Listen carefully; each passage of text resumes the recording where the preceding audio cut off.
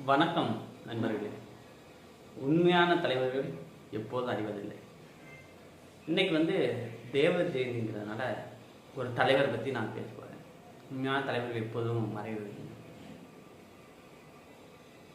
இவர் ரொம்ப வருஷமாக ஆயிடுச்சு.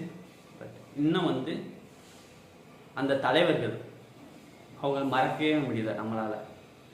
நிறையா தலைவர்களை நம்ம சாதிய தலைவர்களை மாற்றி வச்சுருக்கோம்.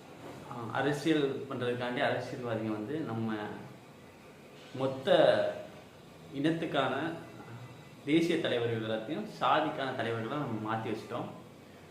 அதனால் மித்த சமுதாயத்தில் இருக்கிறவங்களாம் அந்த சமுதாயத்தை பற்றி தலைவர்களை பற்றி தான் தெரிஞ்சுக்கிறாங்க. அடுத்த சமுதாயத்தை தலைவர்களை பற்றி தெரிஞ்சுக்கிட்டு. இதுக்கு மெயின் ரீசன் என்னன்னா அரசியல். ஆனால் இப்போ வரைக்கும் நம்ம கொண்டாடிட்டு இருக்க அந்த தலைவர்கள், அது எந்த சமூகத்தில் இருந்தாலும் அங்கே கொண்டாடிட்டு இருக்க தலைவர்கள் எல்லாருமே அவங்க சமுதாயத்துக்காண்டி அவங்க போராடி இருக்க மாட்டாங்க. அவங்க இந்த மண்ணுக்காண்டியும் இந்த மக்களுக்காண்டி போராடி இருப்பாங்க. அதனால தான் இன்னைக்கும் அவங்கள நம்ம போட்டிட்டு இருக்கோம், கொண்டாடிட்டு இருக்கோம். இந்த ஜென்ரேஷனில் அப்படி ஒரு தலைவர்கள் நம்ம பார்க்க முடியலை. ஏன்னா நம்ம எப்போதுமே நம்ம பிள்ளைங்கள்ட்ட எல்லாம் சொல்லி வளர்க்குறது டாக்டர் ஆகு, இன்ஜினியர் ஆகு, இப்படி தான் சொல்லி வளர்க்குறோம், ஒரு நல்ல தலைவன் ஆகணும்னு சொல்லி. ஆனால் இப்போ நம்மளுக்கு தேவை ஒரு உண்மையான நல்ல தலைவன் தான். அடுத்த தலைமுறையை காக்குறதுக்கு நம்மளுக்கு தேவை டாக்டரோ ஐஏஎஸோ கிடையாது, ஒரு உண்மையான தலைவன். அந்த உண்மையான தலைவனை உருவாக்குறது நம்ம பேரண்ட்ஸால் தான் முடியும். ஸோ பேரண்ட்ஸ் நம்ம எப்படி நம்ம குழந்தைங்களை வளர்க்குறோமோ அதை பொறுத்து தான் அவங்க வளருவாங்க. ஸோ ஒவ்வொரு குழந்தைக்கும் அவங்களோட அப்பா அம்மா தான் முதல் ஹீரோ.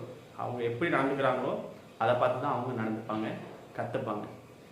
ஸோ நம்ம எப்படி நடந்துக்கிறோமோ அதை பொறுத்து தான் அவங்களும் வருவாங்க. ஸோ இதனால தான் சொல்கிறேன். ஸோ இப்போ இருக்க தலைமுறை ரொம்ப ஆக்டிவாக இருக்காங்க, ரொம்ப சீக்கிரமாக கற்றுக்கிறாங்க, நம்மளை ரொம்ப கண்டினியூவாக ஃபோக்கஸாக வாட்ச் பண்ணுறாங்க.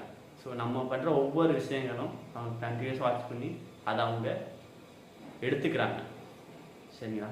ஸோ இதனால தான் சொல்கிறேன், இப்படிப்பட்ட தலைவர்கள் 50-60 வருடங்கள் ஆயும் இன்னும் நம்ம அவங்கள கொண்டாடிட்டு இருக்கோம்னா அவங்க பண்ணிட்டு போன விஷயங்கள், அவங்க வாழ்ந்த விதம், அதை உங்கள் அடுத்த தலைமுறைக்கு நம்ம கடத்துவோம்.